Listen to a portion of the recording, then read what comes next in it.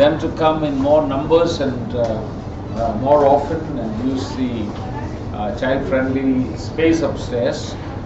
And can I have all your attention? All the HR people are up to doing, I think salary and all is over now. No? So this side. Okay, so good afternoon. It's been a marathon month. It's been, I've traveled quite a bit, and meetings, board meetings, and I've had my own visits to Bathinda and Badi, then the members meeting in Jordan, the several committee meetings that we had, and of course the board meeting there, which I just mentioned. So what is fresh in my mind and memory right now is the Jordan members meeting. For those of you who are new, members meeting is the meeting of the CEOs of the global members of the movement. There are 30 countries that have got membership of this movement, and Save the Children India is probably the 28th member. There are a couple of more members that have come in the last couple of years. So there are 30 members of Save the Children movement globally, and these 30 members then work in 120 countries. Again, this is for the consumption of the new people. Everybody, all of you, I'm sure, know about it. And we members meet once a year, and the basic business of the 2-day session is to discuss, of course, the strategic direction the organization is taking, have a look at what happened in the previous year, and also to approve the accounts of the organization, the audited accounts of the organization, as well as to appoint auditors, to appoint the board, appoint new board members, because the board members keep rotating off the board as per the tenure on the board. So every 3 years or every year actually, there will be 1 or 2 board members who will drop off and then come in. That is how the global board is maintained. You know that India has got a global board membership. How many of you know that? Those of you are new. And by virtue of that, I also sit on the CEO steering group, which mirrors the board. So we also had a CEO steering group at the end of the board meeting. One day, that was last Friday, that was for that. And so what were the highlights of this meeting? Number one, it was in Jordan. How many of you know Jordan? And where is Jordan? Where is Jordan? At least one of you, I'm sure, who has been there, because many people were asking about her when I went there. Where is Jordan, guys? Close to Syria, bordering Israel, and it's in that hot spot. But though surrounded by countries like Syria and Israel, Jordan has been a very peaceful spot. And in fact, if you really talk to the people of Jordan, you will find them very sophisticated. That's what I thought. I mean, that's the first word that came to my mind. They all look good-looking people, both men and women. And they are soft-spoken and they speak well. And the most important thing about them is that they are so welcoming. You know, you feel welcome in their. I don't know if you've been reading about their Queen Rania made this statement: if my husband shut the borders on you, where will these people sleep tonight? I've been seeing that coming on Facebook and so on, what Queen Rania has said. Queen Rania is married to King Abdullah, and King Abdullah's father was a very famous King Hussein, who ruled this land for several years and then passed over to King Abdullah now, of course after his death. And King Abdullah is married to Queen Rania. And Abdullah's father, Hussein's sister, Princess Basma, is the chair of Save the Children in Jordan. And the royalty, unlike in many other countries, is so very well loved there because they are very benevolent monarchy. And that was very evident when, the second day of the members' meeting, we had a dinner, and Princess Basma came. She also came with a group of refugee children who performed for us, who sang for us. And these are all songs of going back home memories. Lovely, wonderful, inspiring, invigorating singing those children presented to us. And when they were coming down, this princess went there, and she was welcoming them, and she was hugging each one of them. So there were about 20 of them. She hugged each one of them, and then I heard that she's like that, and she's our chair there. And the first day we had dinner at the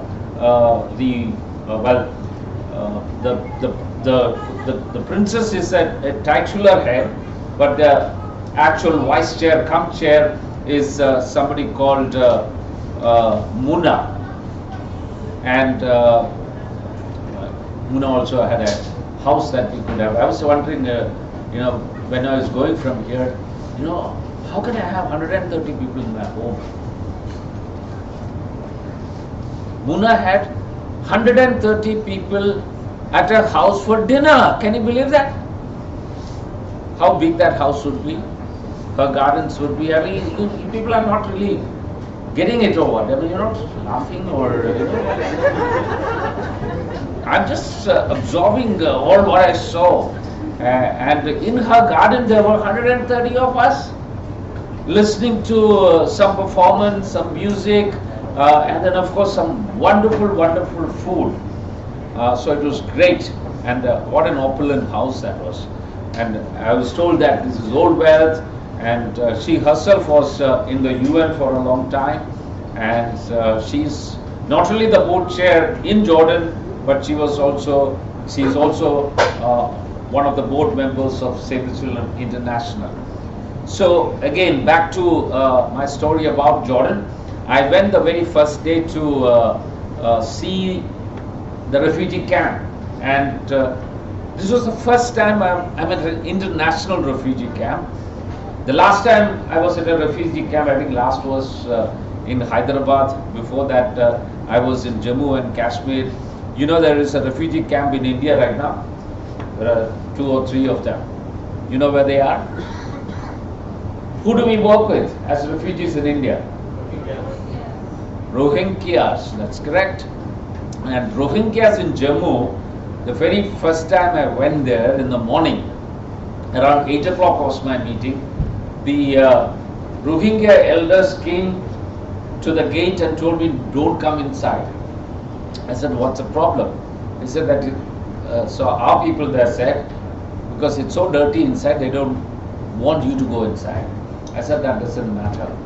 But when I went inside, and I had told this several times later to many different people, that I've never ever seen something as terrible as that, and people living in such condition, such squalor. My goodness, it really affected me for several days. And the stench of that place. There were 1 or 2 toilets for about 2,000 people. They couldn't go outside anywhere for open defecation. Open defecation is considered terrible in Swachh Bharat. But they could not even find a place for open defecation. Why? Because the neighbors don't want them. Nobody would allow them to defecate openly because they are the most unwanted people in the world. Economists wrote a cover story on them called The Most Unwanted People. And that was my camp experience, first refugee camp. And now when I went for the Syrian refugee camp, it was very different. There are 70,000 people living in that camp. We have all the UN agencies, including UNHCR, World Food Program, UNICEF, there was World Vision, there was ACT-ED, and Save the Children was given the responsibility of the entire food distribution in that camp. And The children, if you see them, probably, you know, I didn't see any fresh campers. They've been living there for probably more than 6 months. So the living conditions were good. But in comparison to what we have in India, this was a far better human settlement. And as I said, the Jordanians have really welcomed them. And if you really look at what's happening in Europe, when all these refugees from Syria and other places are going across the Mediterranean to reach Europe, they're not welcome there. But Jordanians, in their culture, you know, they are a welcoming people, as I said before. And as I saw the royalty, or even Queen Rania saying that, you know, if my husband shut the borders on you, where would you sleep tonight? That is a question that she is asking. Of the 10 million population of Jordan, 1 million people are refugees. That means 10% of their people are refugees. Nobody is asking, is the crime rate going up? Nobody is asking, how will you feed them? Nobody is asking, who will take away their jobs? I mean, that's what the Europeans are asking. So I thought this was a large-hearted community and society, the Jordanians. I was really, really impressed with them. Now about the conference itself, that's the members meeting itself, I think I will just focus on the highlight of the event for India, which I am told that you are all trying to watch us while we were conducting that event in India. How many of you saw us later or at the same day? Same day at the same time? Because Manish is here. I was told that your bandwidth just collapsed because all of you were trying to log in at the same time. Is that true, or somebody told me that to make me happy? Is that true? Okay, it collapsed. Okay, but I'm sure you can still watch it now. It was a great event, and all the important, we had about 42 people who subscribed and said that we are coming, and then we stopped the invitation because that hall couldn't have held more people. And but I'm told that about close to about 52 people came and listened with a lot of intent, listened with a lot of interest, listened with a heart to respond. And many CEOs came back to me and said that we really want to continue to support India or increase our support. Again, for the information as well as history lesson for others, if you really look back 10 years where we started, or even before 10 years, before around 12 years in 2006, when I went for my first meeting, and I've told this several times before, it must be boring for them to hear, but for the new people, for your understanding and somewhat for your inspiration, when India was coming up, when I was the only head and tail of this organization.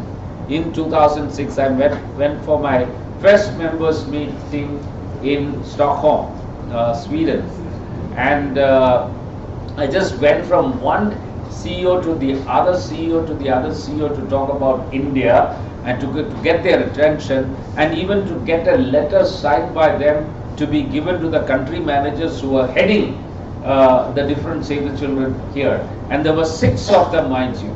There was UK by far the biggest, and then there was US, there was Canada, there was New Zealand, there was Finland, and there was Sweden. They were all working in India, and I was trying to catch the attention of these people, and I couldn't, because they were just wondering, who is this guy come out of nowhere from India to get our attention? And that was the way I felt. Maybe they didn't feel that way. That was how I felt. I didn't get the right attention. Was it within 2 years? Within 2 years, we became a member of the organization. And in 2010, we became the stronger member of the organization. We had the members meeting in India in 2010. And Harpal was by then sitting on the board of Save the Children International, and I was sitting on CEO steering group, and things had changed. And from then to now, after almost 10 years, next year is our 10th year, year celebration. I would want to actually, taking a bit of a digression here, the globe is, we had one session on the globe celebrating its centenary celebration. Centenary is how many years? 100 years of Save the Children. This is a history lesson for you. Okay, a simple question. That makes it, if it's 100 years, when did it start? Wow, you are so geniuses here. Wonderful at maths. 1919, we were founded by a woman called Eglantine Jem. You all know it. And we are here. Now we are looking in 2019, how we are going to celebrate this movement. This movement that contributed to the world. The number one, what is that? Rights of the child. Guys, don't forget that. That doesn't belong to anybody else. But Save the Children. It was Eglantine Jem who wrote the Charter of the Children's Rights, which went on to become the Child Rights, the Charter of the Child Rights in 1923 by the League of Nations, and went on to become the basis of the UNCRC, which the world has signed up to. What is UNCRC? United Nations Convention on the Rights of the Child. So that is going to be celebrated in 2019. But before that, we have to celebrate in India something in 2018, which is what? 10 years. Our 10 years. I want this 10 years to be really a significant event in India. Just put your thinking caps on. Come out with brilliant ideas, bright ideas. Campaign guys, you are here. But that doesn't mean that only the campaign guys can give bright ideas. All of you can give bright ideas. Let bright ideas win some prize.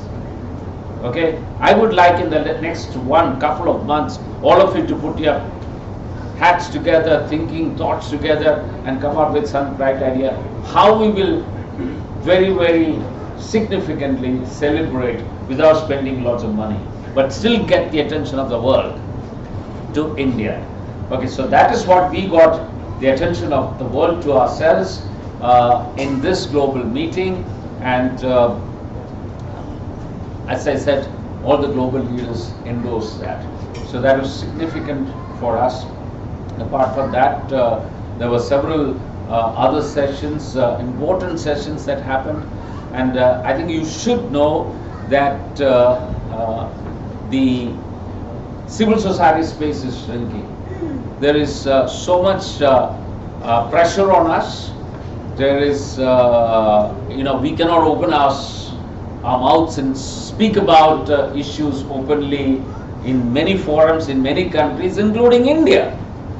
If you do that, sometimes, your FCRA is taken away, and I can only say it in a forum like this, and also, like PHFI. How many of you know about Public Health Foundation of India? Something which our board talked about this time, that we should be careful in how we express our views.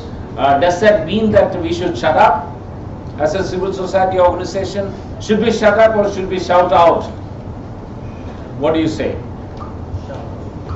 Shout out? And if we shout out and we are shut up, then what happens? Shout out. Shout out? Logically. Shout out logically, shout out cautiously, shout out clearly, so that at the end of the day, we're not shouting so that our voices be heard. We are shouting out so that the children of India's voices are amplified.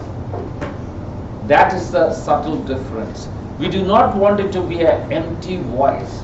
We do not, by shouting out, sometimes unnecessarily, lose our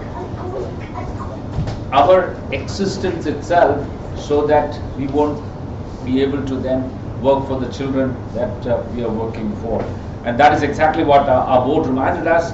That's what happened to PHFI, which is one of the most, I think, influential NGO in this country, because they have people like Narayan Murthy as their chair, and our own chair Harpal Singh sits on their board, and so on, and also ex-official members of the Secretary of the Health. I mean, you can't be more institutionally closer to a government than a PHFI and then lose their FCRA completely.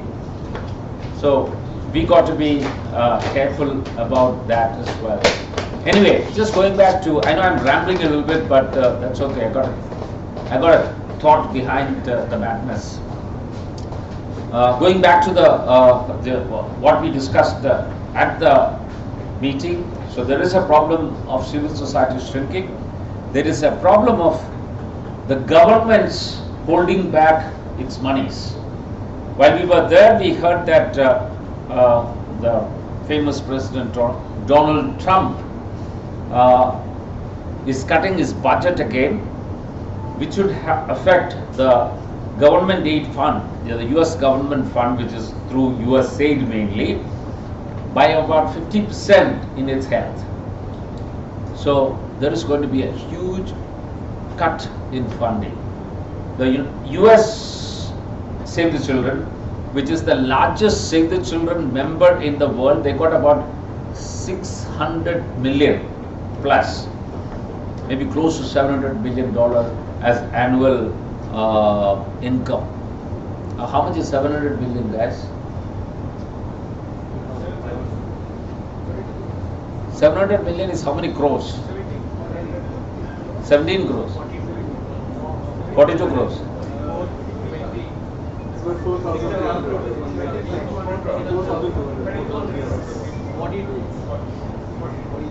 Close to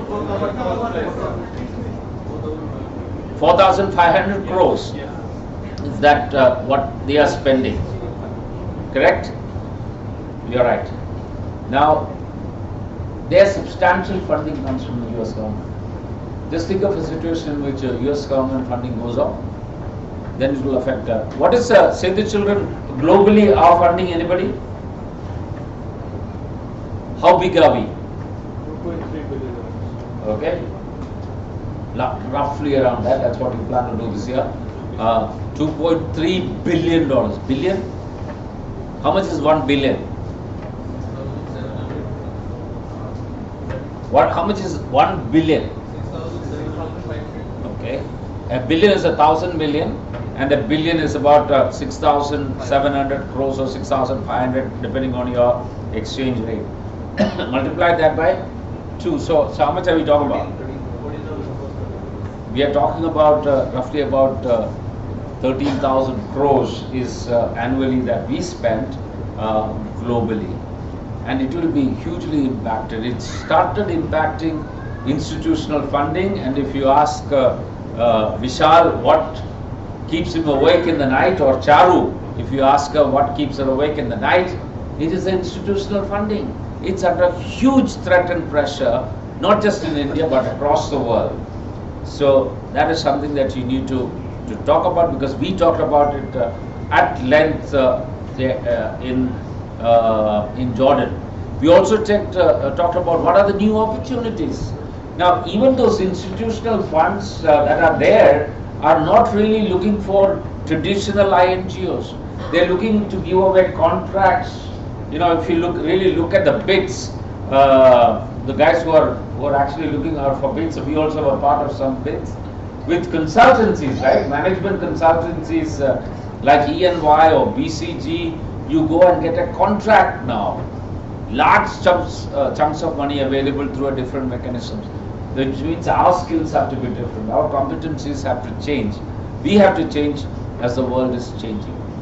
Now, the other good news is that when you look at India, India has, as again I've reminded you last time also, India is really growing fast. Where? In our funding. Where are we growing? Individuals, right? Last year, how much did we grow by? Anybody?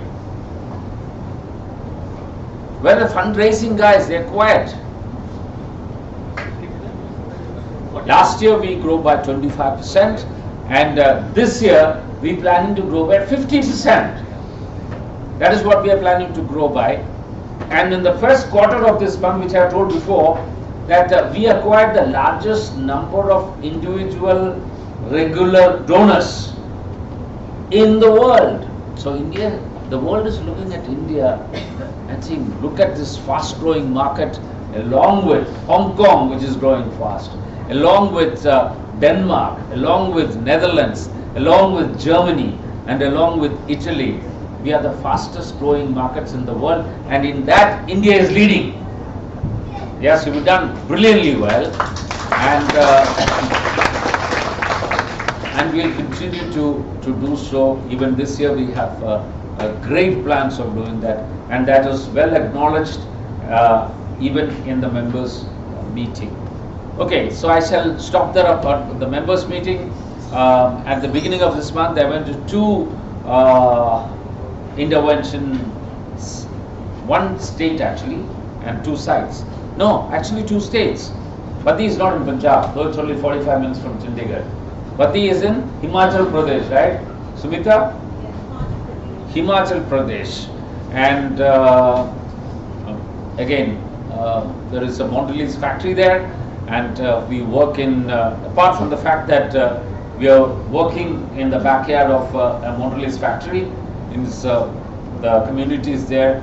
It was a wonderful, wonderful project that was being delivered there, working on nutrition, starting with nutrition, luscious kitchen gardens compared to the garden in a bottle that I saw in Mumbai. That is many years back, things have changed. But lovely, lovely bindis and tomatoes, and you know, there were, in one kitchen garden, they had 20 kilos of garlic grown in a year. Can you believe that? That's a supply for the whole village. I don't know how much garlic we use in our homes. I have no clue. But 20 kilos must be quite something, right? And that was growing in that one garden which I saw in Badi. And then some smart engagement of kids. You know, I went for the wedding of a monkey. That was a song. Because some bandar ka shadi mein gaya or something like that, and they went round and round, dancing around with the kids. That was lovely.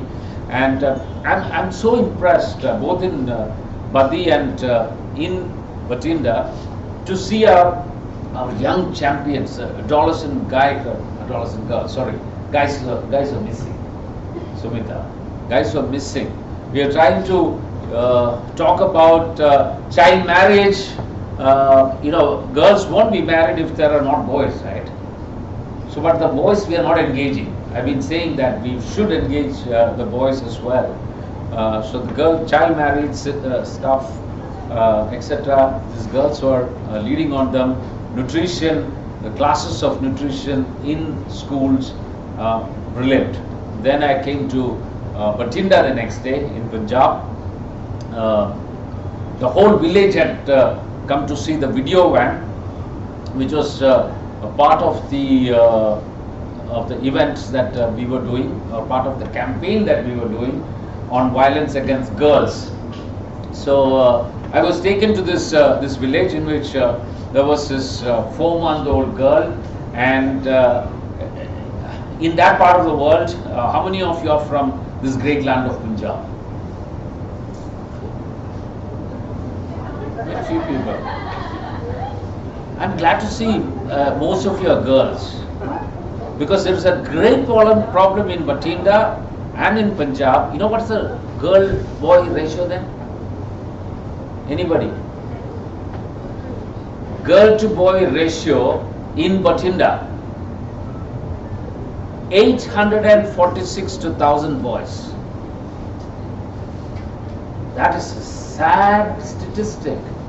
What's happening to the girls in that area, in that district, or in Punjab or in Haryana? They are all in this highs of 800s. Things are slightly changing now for the good. But why is that the girls are not liked? Okay, that's probably strong in the psyche of the thing. There is a lot of predetermination of the sex and termination of pregnancies, the highest amount of feticide, and there is preference for boys. And I told them while I was speaking to them, the greatest violence against a girl child is a preference for boys, and it appears and it reflects in very, very different ways. So so that was in Batinda. So I went to this house, a newborn baby. Well, she was not just exactly newborn, 3-4 months, and they had a ceremony for her, which normally they do it only for boys. You know, these neem leaves. I don't know what is the significance of neem leaves, but as a, you know, as a celebratory mark, they put neem leaves tied up together in front of a house, and they do some puja for the girl, for the boys. And while I was there, I saw it being done for the girl for the first time. So they broke the traditions. I was very, very happy, and I also got a what is that called? Kirpan and a headgear and a shawl and everything they gave me. So I felt very thrilled about it when I came back. But what was really kind of stood out in my mind is this ratio of girl to boys, and we seem to be doing a great job there. Okay, tomorrow we are going to launch a report, and a global report, not tomorrow, on the fest. Sorry? I said 1st of June, I said not tomorrow. So I'm glad you woke up. Okay, 1st of June, we are going to launch a report globally called Stolen Childhood. It has a chapter on India, which is not very complimentary, again, on the Indian numbers to the Indian statistics. We are 116 out of 172 countries, if that makes you happy. It doesn't make me happy or proud. We are terrible. We are the world's leaders in what? Stunning. Can you believe that? That's a story that we've been telling, and if you listen to us in the members meet, that's exactly the story that we said. You know, we are capable of sending people to Mars right now. We are the world's largest growing or fastest growing economy. Overtook China in one sense, 7.5%. We are the third world's largest economy. We have probably have the third largest billionaires in the world, 84 of them. We are the country which exports CEOs to the world. Microsoft, Google, Pepsi, SoftBank, Citibank, MasterCard, and the number goes on. But we are the world's largest population of poor people, 200 million of them living in abject poverty in India. Those numbers are terrible. And this is one more report showing, our own report saying that India is 116 behind many of our neighbors in Asia. That is horrible shame for us, and it shouldn't be so. We should change the things, and that is our mandate. And if any of you thinking or worried about your job, let me tell you that there is job with Save the Children in India for the next 100 years. Because the poverty is not going away anywhere. We would like to get rid of that, and hopefully things will change. And so that report we are going to launch on the 1st of June. Any event around it, or is it all through social media? The campaigners? Or Dave? Maybe also an event in the office. We'll announce the timing. So we'll have a session of sharing the report's findings in this office on the 1st. Okay, in this office there is going to be So is there anything else I missed? Shweta, have I missed anything else to talk about? Yeah, got some points here. Okay, I think I need to talk about this. Okay, you know that PMS has been completed very well, and salaries have been, I think, adjusted for. But one thing, it's kind of eating into me, is that it also is in connection with the Great Place to Work survey that we conducted. I think it was conducted in December or January, sometime around that time. We got the reports, and the reports were given to us last year, I mean, sorry, last month, not last month, this month probably, yes, this month. And one thing we found out is that, good news, the great news there is that this is an organization that people are proud to be a part of, to be working with. 85% of people say that, and our trust index is that high, 85%. They are happy, proud of to be a part of Save the Children. That's wonderful. But what I was very unhappy was, when we started disaggregating the numbers and looked at what are people unhappy about. I thought one of the wonderful systems that we have developed in the last 10 years was, and many NGOs, international or national, don't have a very rigorous performance management system. And I thought we had kind of mastered the art of doing a performance assessment, and it was very well in place. Our board was proud of it. But when we asked our people, what do you think of that? Many people said that our performance management system causes a lot of stress, causes a lot of angst. My brother got a 4, I got a 3. We did the same job, I got a 4, somebody else got a 5. And one thing which is really making me sad is that people are not differentiating or understanding what is a 2, what is a 3, what is a 4. From where I was coming from, the company that I used to work for, along with GE, introduced this bell curve system, etc., and to the world, and we were really proud of that, and I continued that here. But when I got a 3, I would just celebrate, because that was a wonderful rating, and that was what I was told. 4 is fantastic, outstanding, and really, really, really outstanding is 5, and there's very few people. And if you really look at the bell curve, most people were in that, that curve, and then some people fell into this side, and some people fell into this side. And if you work with a GE, the people who were on this side, the bottom 5% were removed from the organization every year. We don't have any such things. But what made me sad was that we still haven't understood what ratings are. There are people who are willing to get out of this organization because they didn't get a 4, because they did a fantastic performance. That's not a good thing. 3 is a good rating because you have met your numbers. Yes, you're a 3. If you haven't, maybe you're a 2. And sometimes managers themselves are scared of having this open conversation with their employees. That's a time when you should celebrate, should publish your work, and talk about it with your supervisor. I was told that there are some departments somewhere in our organization, people they have collective rating. There is no face-to-face single sitting. They sit in a room and decide people's rating.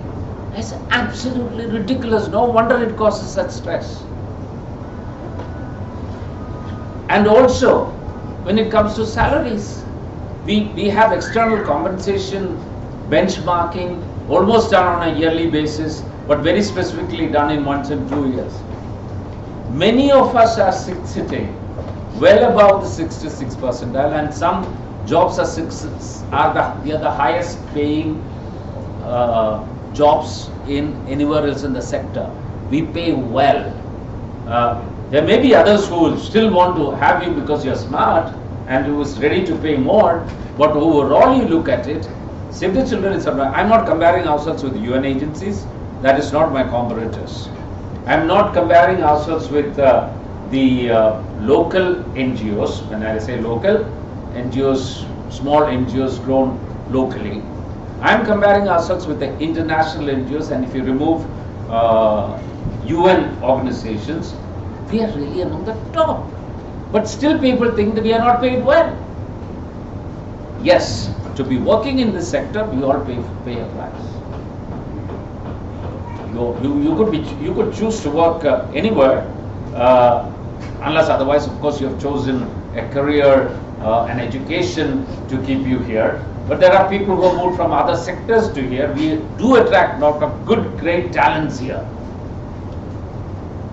But salary or your work or your rating should not really bring in so much of unnecessary stress and pressure. So I have given, this morning, I have given HR department, Vivian, a separate job. Vivian, why is so much stress around this? Can you design, or first of all, before designing something, can you study what are others doing on our performance management system, which I was so proud of, now I'm not anymore. Just find out what are others doing. Can we design something that would cause less stress? But if that is the cost of doing an honest evaluation and performance, so be it, even if it causes stress. But I'm still saying that it needn't cause so much stress, but let us have a stressless organization. So Vivian has promised, and Sangeeta, that they would come out in the next 2 months a system that could be well appreciated across, and that would also acknowledge, appreciate talent, and also differentiates talent. If you say that all of us should be, there should be a socialistic culture here, equality, and everybody should be given, those who work very hard, those who work very smart, and those who kind of didn't work, those guys who didn't show up, but except at important noticeable events. Shouldn't there be differentiation in people who work differently? What do you think? Ken Blanchard, the famous management guru, said, the biggest crime is to treat the unequals as equals. I believe in that in performance. If you are unequal in your performance, you should not be paid equally. Or forget about pay. You should not be rewarded equally, because that is the basic work. Otherwise, everybody can just sleep off at work and be shoddy at work, turn out anything, and then expect to be given a 4 and 5 or to be given a 3. No, somebody should be in 2, somebody should be in 3, somebody should be in 4. Okay, that's what I believe in. But Vivian might come and say that no more performance evaluations. So he may have a brighter idea. That I'm just waiting for that to happen. So that's it. You're looking very very intense about this conversation. I'm just going to ask you for your feedback in any case. I think I have spoken quite a bit. I should shut up right now after talking about our code of conduct. Code of conduct is... how many of you have signed a code of conduct here? Okay. At least 15 of you have. So for others it doesn't affect you. The famous premise in law is that ignorance is no plea. What does that mean? You went and murdered somebody and you said that, well, I didn't know it was illegal to murder somebody. You didn't get it? Why are my jokes not landing today? Okay. Is it something wrong with my jaw? Renu keeps saying it, they are all very poor joke. Where is Renu? Ignorance is not plea means that I didn't know that such a law exists. Well, you're culpable if you have violated it. So please do read what you're supposed to be doing or not supposed to be doing. Some of it is in your code of conduct. Of course, apart from following the law of the land, which is very important, there are some codes here. How do we deal with children, child safeguarding, how do we work, what kind of culture, etc. is expected, what is the accountability that we expect from you, etc. It's written there. and violation of that, and there would be proportionate consequences in violation of that. Can you just give me one example of a violation of a code of conduct? One example? Anybody, anywhere?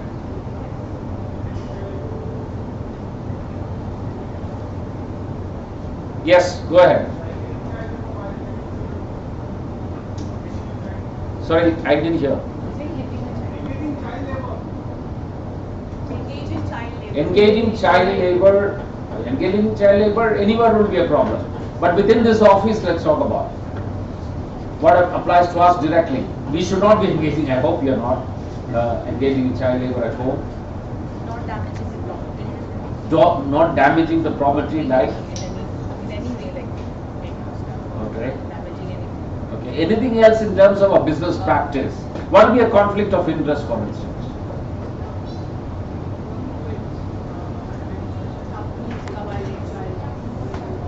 Okay, companies providing child labor. Okay, that could be. What will be conflict of interest for us?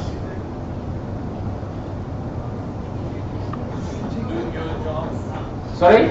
Doing your jobs, getting consultants, family members. Ah, okay. That is definitely a code of conduct violation. So it should only be done with prior approval from. Not prior approval. You absolutely avoid it. But if there is somebody who is giving a fantastic service, happens to be my brother-in-law, does that preclude him from applying? He can, but I should have nothing. I should recuse myself from handing over a nice a contract to my brother-in-law. I should stay away from that, right? That's exactly it. So if there is any such conflict of interest, you should let the management know.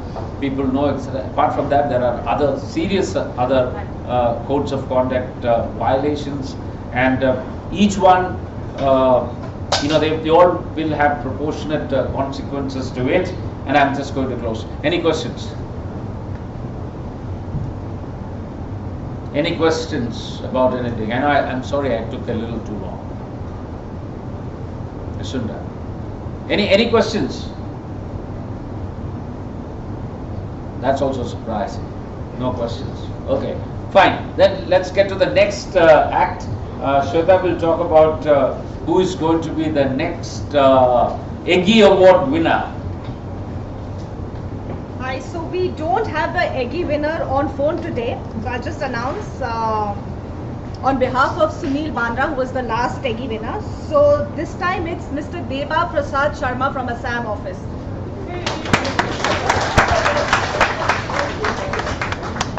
And I'm going to read out the citation which Sunil has sent for him. Hearty congratulations, Mr. Deba Prasad Sharma. It gives me immense pleasure to nominate a very committed and sincere comrade of Save the Children, Mr. Deba Prasad, for the EGGI Award for his dedication, hard work and integrity, and his valuable ongoing contribution to Save the Children for the last 3 years. Deba is a project coordinator for Save the Children. He is also the state focal for DRR and education themes. He's very simple in nature, highly committed, good team member, and very down to earth in his approach and work. Deba has proved that he could cope up with the core challenges of the social issues and problems and served best through his knowledge and credibility. One of the greatest assets he has is his networking skills with diversified groups of people. Deba, during his ongoing tenure, has managed multi-thematic operations of the state by preparing microplans and implementation with quality periodic programmatic reporting and documentation. Deba is very instrumental in developing a very strong and amiable relationship with government, civil society organizations and media networks for successful branding of Save the Children program impacts at the state level. This includes government bodies like Assam State Commission for Protection of Child Rights, State Child Protection Society, Labour Department, Women and Child Development, Assam State Disaster Management Authority, etc. His relentless engagement with the government helped Save the Children become a core committee member of the drafting committee of Assam State Rules for the Juvenile Justice Act 2015. He has been very successful in bringing mainstream media attention to increase visibility of Save the Children's initiatives. He also represents Save the Children in several state level forums like Right to Education, Interagency Group, and highlighting the issues of children adequately in the forums. After a lot of hard work, dedication and discipline, Deba, you have finally got the eggie that you very much deserve. You have demonstrated your commitment and hard work before many of us and of course children. Please accept my congratulations and wishes, best wishes for Eggie Award and continue to uphold the rights of children. Well done. So we can't call him. He's not available. So that's his award and his certificate.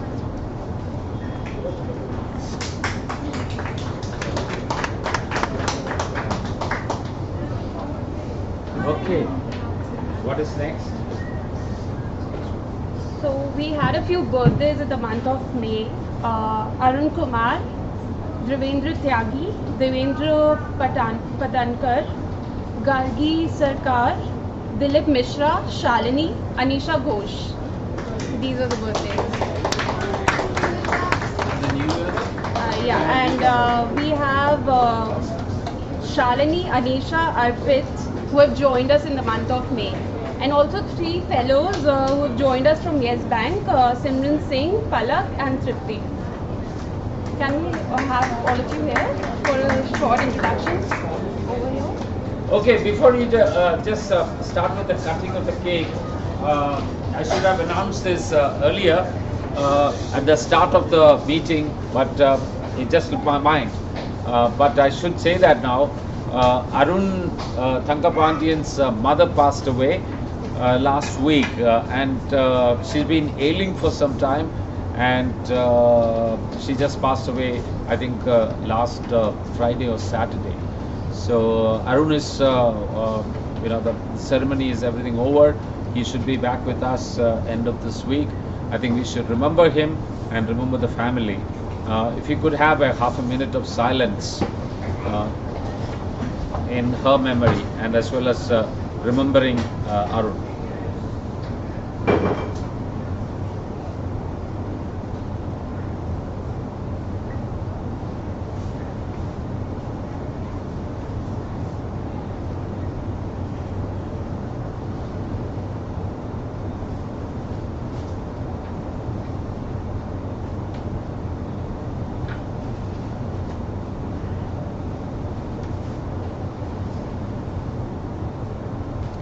All right, the birthday people as well as the new joinees, it's your time. Please come. Are they here?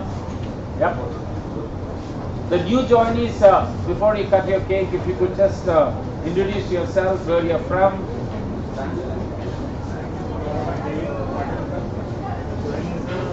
Can you hear? Devendra Patankar joined as data analyst officer. Which department? In the program policy team. Good, welcome. Anybody else? There's only one new joinee.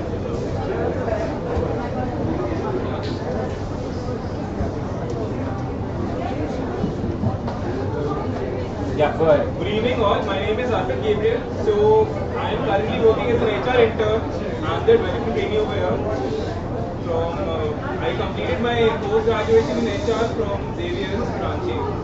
Xavier's Ranchi is a development trainee, and you joined ahead of time. Yes, sir. Welcome. Okay. Anybody else new? Do we have Dushyant, Tuck, Anmol, Sinha, Vibhav, Sikha? They already left. They joined and they just left. Oh, they left for the day.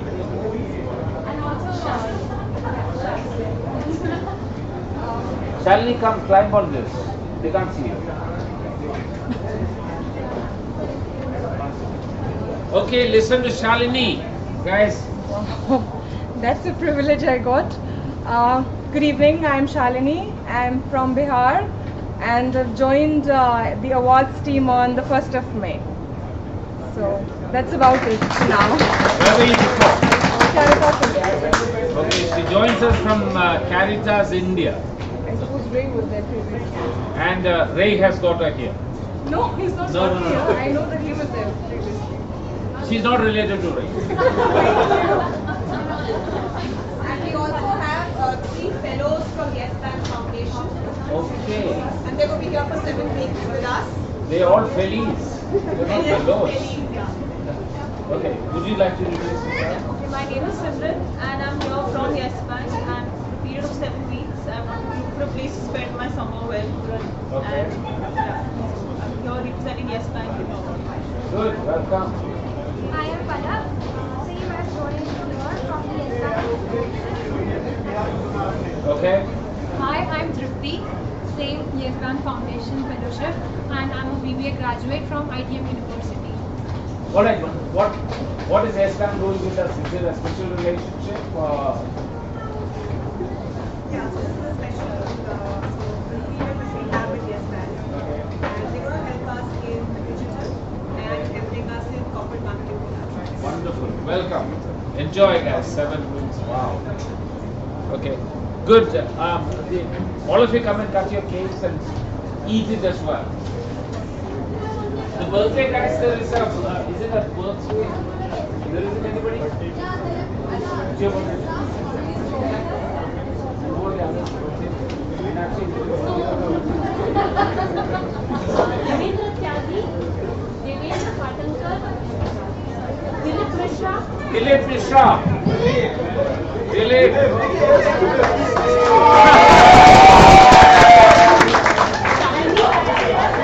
Shalini.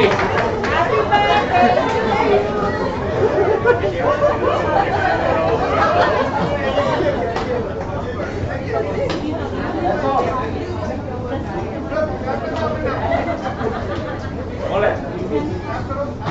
Please. Both any. Happy birthday.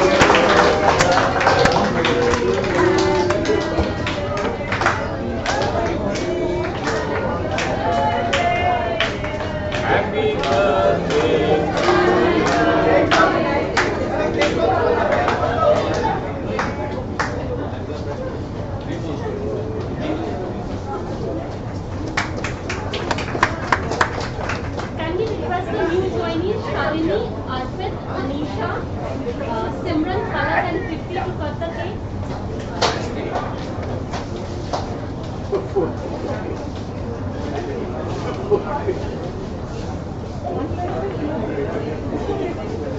Again.